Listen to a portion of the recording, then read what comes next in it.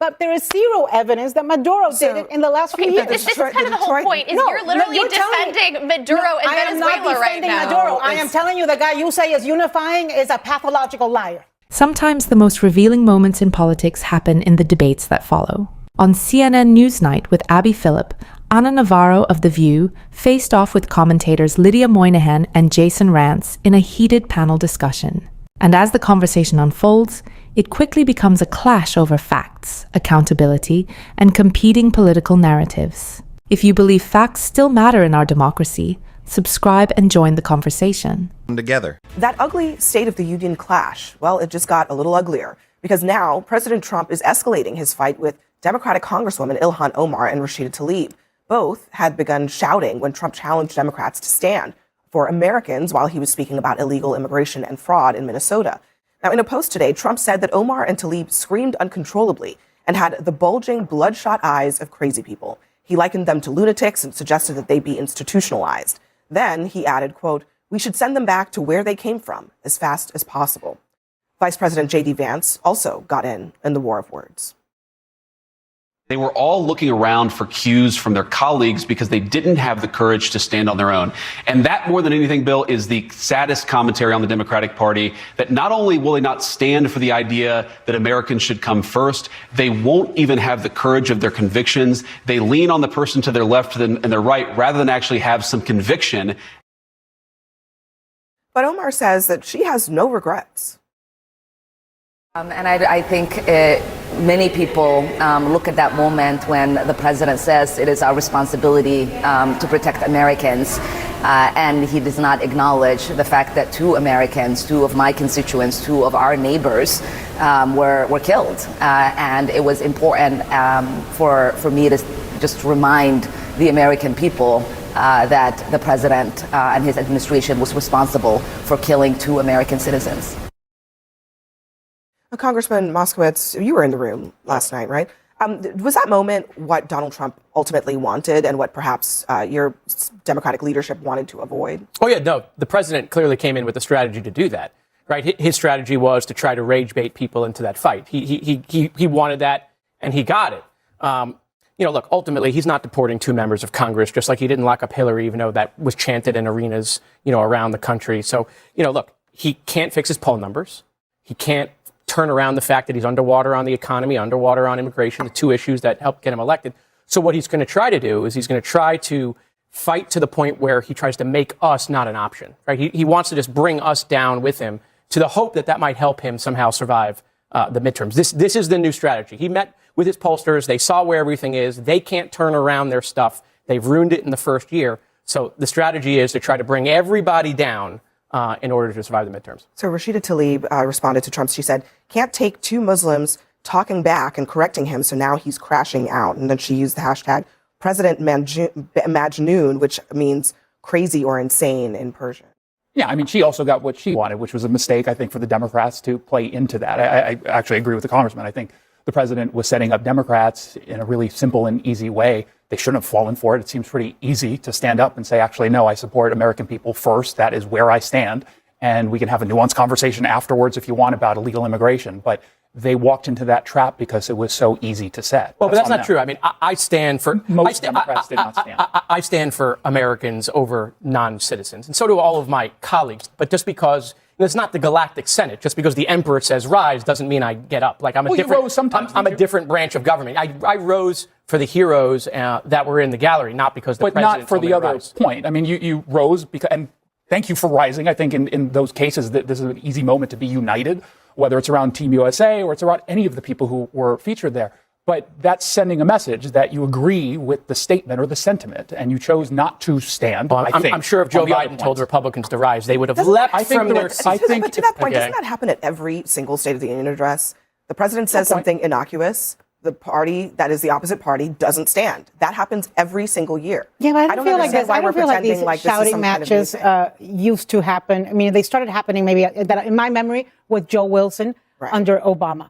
I don't like Donald Trump. I don't support Donald Trump, but I am an institutionalist, and I think that there is a pomp and circumstance and gravitas to something like the State of the Union. Does he use it to lie? Yes. Does he use it to divide? Does he use it to attack immigrants?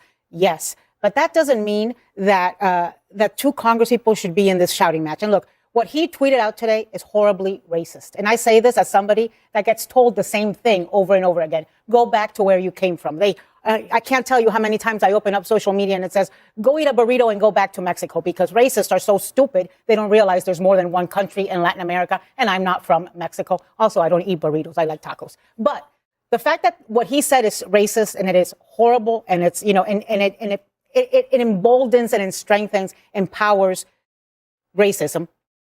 My question is, how does it help American citizens to have the President of the United States and two Congress people in a pissing match over stupidity? How does it help them have lower grocery prices? How does it help him have access to healthcare, access to housing? And actually, I think it's, you know, you talk about Donald Trump goading them into this. I think this is really stupid by Donald Trump. I mean, most people use the State of the Union as a launching pad to then go out and sell their agenda and try to have it be a good moment for them. And instead, he's out there in the, you know, in the bottom of the gutter, fighting and being a racist pig. Why? And this is where the conversation begins to reveal something deeper about the current political climate. Because when Ana Navarro talks about the political style of Donald Trump, she isn't just reacting to one moment or one heated exchange. She's pointing to a pattern that has defined Trump's public persona for years. A style built on confrontation, personal attacks, and constant escalation. For critics, that approach has dragged political discourse away from policy debates and into something much more combative. Instead of highlighting accomplishments or governing priorities, the spotlight often shifts to conflict. The next insult, the next controversy, the next headline. And over time, that style hasn't stayed confined to Trump alone. Many observers argue it has reshaped large parts of the modern Republican Party, where alignment with Trump's messaging has become a defining feature of the MAGA movement. Here's the deeper tension. When politics becomes centered around loyalty to a political figure rather than measurable results, the conversation begins to drift away from evidence and toward narrative. Supporters frame the aggression as strength, while critics see it as a strategy designed to keep the political arena permanently heated.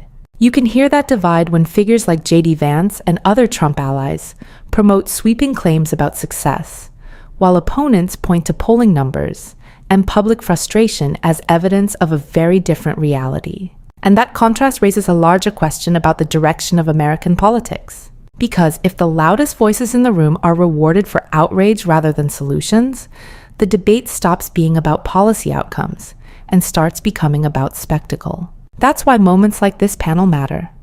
They reveal not just a disagreement between commentators, but a deeper struggle over whether political discourse should revolve around facts and accountability, or loyalty and messaging. And that's exactly the tension Ana Navarro is calling out in exchanges like this. Can I just ask this question? Is it asking too much to expect the President of the United States, the Commander-in-Chief, to set the tone in the room for the State of the Union? Yes, it's asking too much. Okay, but look, It's asking too much. it had to be awful tough. I talked to a lot of members of Congress about attending versus not attending. Both of the Congresswomen who the President, the Commander-in-Chief, have been after for a while now. Yeah, that's true. Were in the room, in their seats, on behalf of the people that they represent. You know, I served as a law enforcement officer for a lot of years, and to even ask or make a statement that you need to protect this group first over another group. When I was on the street, if somebody needed help, I didn't check their citizenship before I helped them. So the president started off trying to divide, which he does so well, the nation, right? And you want to talk about protecting Americans? That's exactly what Ilhan Omar was doing, talking about 2 U.S. citizens who were killed under very questionable circumstances in her district. Is it fair for her to raise that? I mean, Trump is asking about protecting Americans. Is it fair for her to raise the 2 Americans who were killed? Well, I think Trump's entire speech was actually pretty unifying. I think Donald Trump's superpower is positioning himself as the common sense guy who's advocating for positions that the vast majority of Americans want. And there was one moment at the beginning where he invited the USA hockey team. And of course, the crowd went wild chanting USA, USA. And then the camera panned to Rashida Tlaib, who appeared to be mouthing KKK. And then again, you had another moment where Trump says, stand up if you want to support American citizens over illegal aliens. And instead, Ilhan Omar is screaming and heckling the president. And those are the best kind of sound bites and visuals that the GOP can have for the midterms, because a lot of people might not like Donald Trump and might be kind of hemming and hawing. And then they look at the alternative and they say, oh, well, this really angry woman, gosh, I don't know about her. So that's what Trump set out to do. That was my question. Highlight the 80-20 issues. In response to his own question, is it fair for the Democrats to respond, why, yes, we do care about American citizens, including 2 that were killed? Yes, it is fair, but not in that venue. But it is fair, but not at that moment. That the President of the United States did not even mention the 2 U.S. citizens that were killed in Minnesota. How do you do the State of the Union, because you care about Americans so much, and not even mention the 2 people who lost their lives on the streets of America at the hand of federal agents? One who tried to run over. But how do you not even, you can do your commentary all you want, or, critique, but how do you not mention that 2 people died in that environment? And the president was one of the most unifying speeches. The president who said, look at the Democrats, aren't they crazy? He obviously does not understand that when he won election, he is supposed to represent all people. When you go through some of the moments he went to, right, he pointed to a little girl, Delilah, who was almost killed by an illegal alien, miraculously came back. She was there with her dad. When you have Democrats who won't stand and applaud her recovery, yeah, I think that's crazy. Sadly, people are killed in America every day. Sadly. And the majority of them are killed by U.S. citizens. So whether an undocumented immigrant, whether it's an undocumented immigrant or a U.S. citizen who's the perpetrator, the bottom line is somebody has died or someone has been One died as a result injured. of bad policy that was in place for 4 years, allowing people to come into this country unvetted illegally. And if we had border policies that actually worked, those people wouldn't be here, and those deaths would not have occurred. That's the difference. So when you can point directly to policy, I think that's obviously well within the scope of any president, Democrat or Republican. Yeah. By the way, it went so well in Minnesota that the president sidelined his secretary, skipped her in the cabinet meeting, replaced her with Tom Homan, who then pulled everybody out. So yeah, it worked real well that they abandoned it and left. That's number one. Number two is, look, Donald Trump there's a lot of verbs and adjectives to describe. Unifying is not one of them. He doesn't even think he's unifying. That's not his strategy. Two-thirds of the people who watched the speech thought it was very positive, and they liked it. Actually, it was the lowest positivity in 20 years of any. I think that's right. Listen, and he patently, bold-faced lied about illegal immigrants and criminality. He said that the man who had killed the Ukrainian woman in Charlotte, North Carolina, Irina, was an undocumented immigrant who had been let in by Biden. That was a lie. He's a U.S. citizen. He was born in North Carolina. You're right. He said, but it was another policy failure that led to him killing her. That was purposeful, him using illegal immigrants as the boogeyman. He said 12,000 murderers had been allowed in by Joe Biden. That's made up. He's making that number up and conflating numbers. We don't know. That is we don't know. There's maybe 20 people who we do know because ICE has put out numbers. We actually do know that that's not true. It is a lie. Listen, he lied over 20 times. Daniel Dale from CNN has done the fact checking, and a lot of those lies were about immigration. He said Maduro opened up the prisons and the insane asylums. There is no evidence, zero, that Maduro did that. Castro did it in 1980.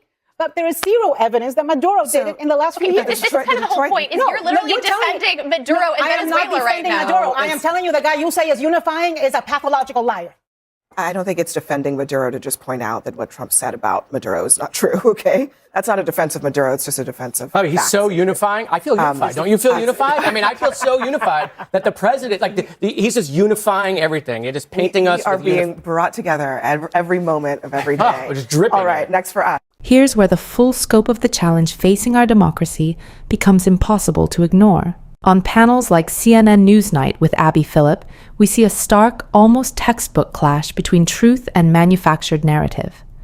Ana Navarro stands firmly on evidence, presenting verifiable facts, the reality that violent incidents involving immigrants are far lower than MAGA pundits claim, or the documented history of Donald Trump, repeatedly misrepresenting numbers, events, and policy outcomes. These are not opinions. They are observable, verifiable truths that anyone can check. Yet beside her, MAGA-aligned commentators like Lydia Moynihan, Jason Rantz, Captain Eyebrows, Scott Jennings, and Ben Ferguson turn away from reality. They respond with doubt, deflection, and emotional spin. How do we know? They ask. Who could really know?